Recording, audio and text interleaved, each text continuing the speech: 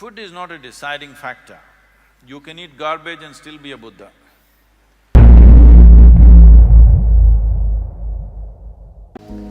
When we say tamas, rajas and sattva, what it means is those kind of food substances which create lethargy in the system, dullness, increases sleep. Sleep means death. You are dead for 8 hours a day or 10 hours a day, whatever, or 1/3 of your life you're anyway dead.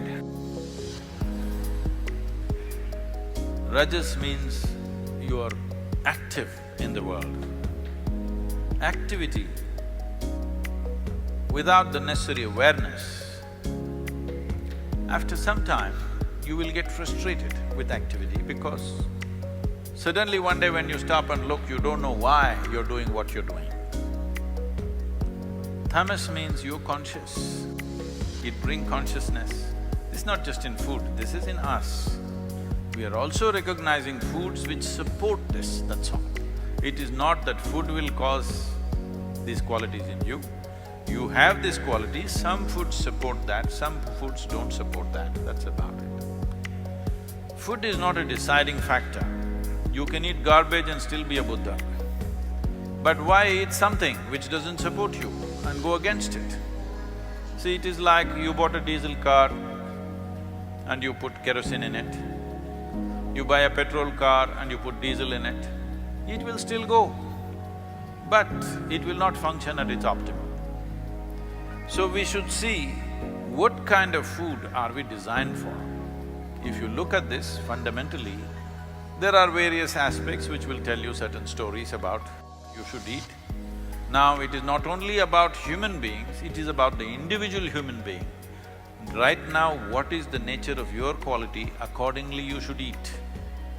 If you leave it to your senses know what to eat, how much to eat, how much of what to eat. But because too much education, sense is gone.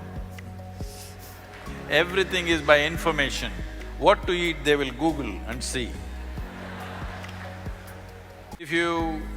initially you said if a farmer can be told about meteorological predictions, if a fisherman can be told about meteorological predictions, how things will happen. I want you to understand, even now, the best fishermen in the world never look at the meteorological predictions.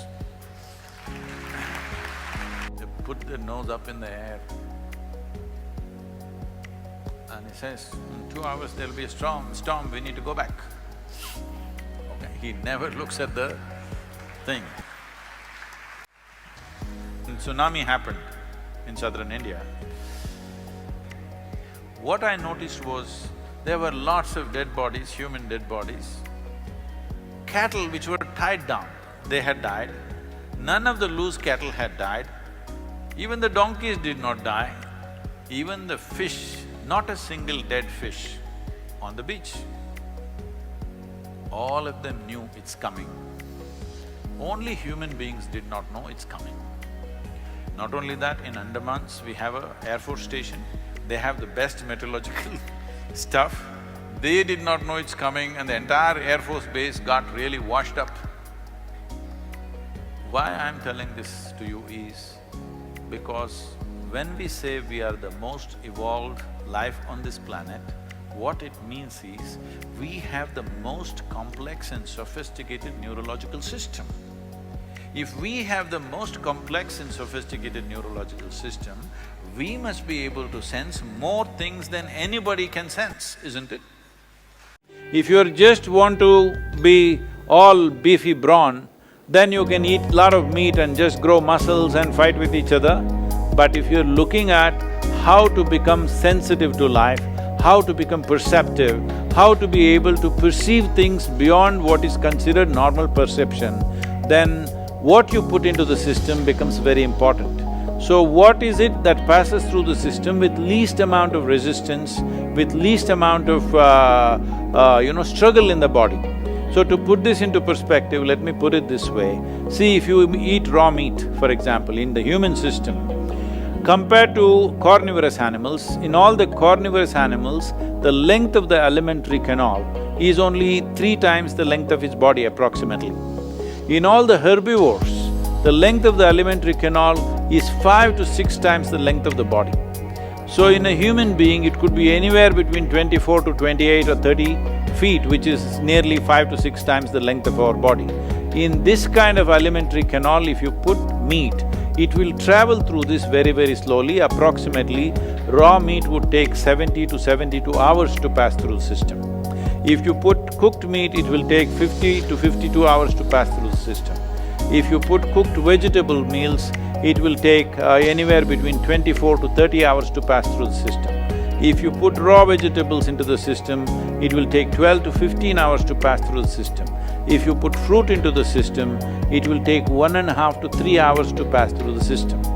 So, we started recognizing what is that food which happens in the body with least amount of residue, least amount of impurities and passes through the system very quickly, because in yoga this is an important thing, we all manage this even now. If we eat anything, within 2.5 hours we must be hungry, our stomach must be empty. But we won't eat. Stomach is empty, but we're energetic, so we don't eat. So generally, here in the yoga center, everybody does only 2 meals. One 10 in the morning, 7 in the evening, that's it. I do only 1 meal most of the days. If I'm traveling, I may do something else a little bit, but otherwise generally if I am home, I do only 1 meal.